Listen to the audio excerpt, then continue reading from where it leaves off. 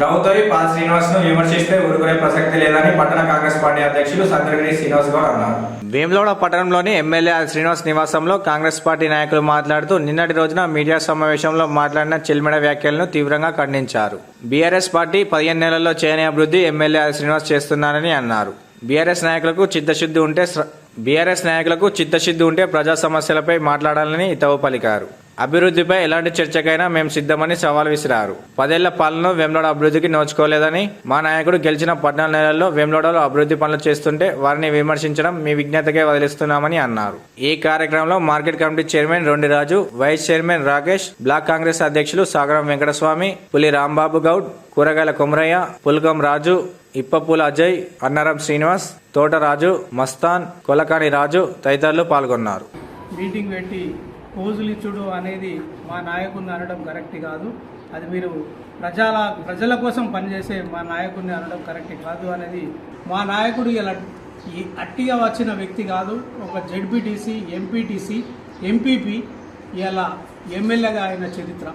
ఎందుకంటే అంచెలంచెలుగా ఎదిగి ఇలా అభివృద్ధి పథకంలో ఇలా ప్రజాక్షేమం కోసం ఆయన పాటుపడి ప్రజల మధ్యలో ఉండే నాయకుడిని పట్టుకొని మీరు అలా అనడం కరెక్ట్ కాదు. మీ విజ్ఞతకి ఎక్స్ పెడుతున్నాం. ఒకసారి మీరు పునరాలోచించవలసిన అవసరం ఉన్నది అని కూడా మనం చేయొచ్చు. ఇటువంటి విషయాలలో ముందటికి వస్తే తప్పకుండా జవాబు చెప్పే స్థితిలో ఇలా కాంగ్రెస్ పార్టీ ఎప్పుడు కానీ ముందంజలో ఉంటుంది అని కూడా మనం చేయొచ్చు. ఇంకొక విషయం, ఇలా మిగుడు బడ్జెట్గా పెద్దలు అగ్రనేత సోనియా గాంధీ గారు తెలంగాణ ఇస్తే ఇలా ప్రతి మనిషికి ₹1,00,000 అప్పు పెట్టి మీ కేసీఆర్ గారు పేరు పోయి ఏం చేసిరా అంటే ఫామ్ హౌస్లో కూర్చున్నాడు. ఆయన కొడుకు ఏం చేసిండే జన్వాడలో 5 ఎకరాలు ఫామ్ హౌస్ పట్టుకొని ఆయన ఉన్నాడు. మీ బిడ్డ ఏం చేసిందా అంటే లిక్కర్ దందా చేసి ఇలా ఢిల్లీ దాకా పోయి ఆమె దుబాయ్లో ఇల్లు కట్టుకున్నది. ఇల్లు కట్టుకునే దానికే మీరు 10 సంవత్సరాలు అయిపోయింది. ప్రజల అభివృద్ధి కోసం ఏడే చేసిర్రు అనేది ఒకసారి మీరు ఆలోచించాలి. మీ నాయకులు ఏం చేసిర్రు అనేది ఆలోచించి మాట్లాడాల్సిన బాధ్యత ఉన్నది అని కూడా నేను వేములవాడ ఇన్ఛార్జ్ చెల్మెడ లక్ష్మీనరసింహారావు గారు మాట్లాడిన మాటలు వేములవాడ నియోజకవర్గ ప్రజలందరూ చీకొడుతున్నారు. ఎందుకంటే ఆనాటి నుంచి ఈనాడు దాకా మొన్న ఎలక్షన్ల దాకా దొరల పాలన, బీసీ నాయకుడు గెలిస్తే జీర్ణించుకోలేక మాట్లాడుతున్నారని ప్రజలు చెప్తున్నారు. ఆ రోజు సుధం పాపరావు కావచ్చు, ఎన్వి కృష్ణయ్య కావచ్చు, రాజేశ్వరరావు కావచ్చు, రమేష్ బాబు కావచ్చు, మీరైనా చెల్మెడ లక్ష్మీనరసింహారావు అయినా అమాసాకు ఒకసారి పుణ్యానికి ఒకసారి వచ్చే నాయకులే తప్ప ఈ ప్రాంతాన్ని అభివృద్ధి చేసింది లేదు. ప్రజలను బాగోలు చూసుకునేది లేదు.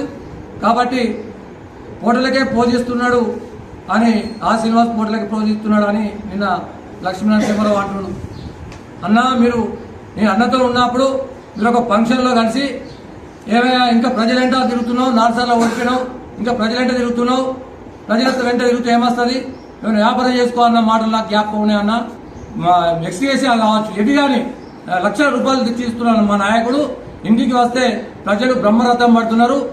గ్రామాల పార్టీ మా నాయకుడు పోతే శబాష్ ఆశీరణ, నువ్వు ఇంకా 20 సంవత్సరాల దాకా నువ్వే ఎమ్మెల్యే ఉంటావు, ఏ నాయకుడు ఇట్లా తెలియదు కానీ ప్రజలే చెప్తున్నారు. కాబట్టి రాబోయే రోజుల్లో మీకు ఇంకా బుద్ధి చెప్తారు.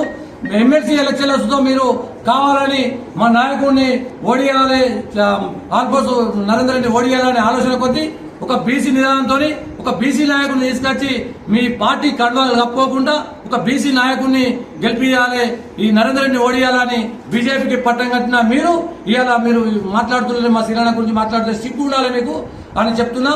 ఆ రోజు మా ముఖ్యమంత్రి వచ్చిన తెల్లారి మీటింగ్ పెట్టిందంటే మళ్ళీ నిన్న పెట్టింది. ఎప్పుడు ప్రజలంటే ఉంటున్నాను సస్తే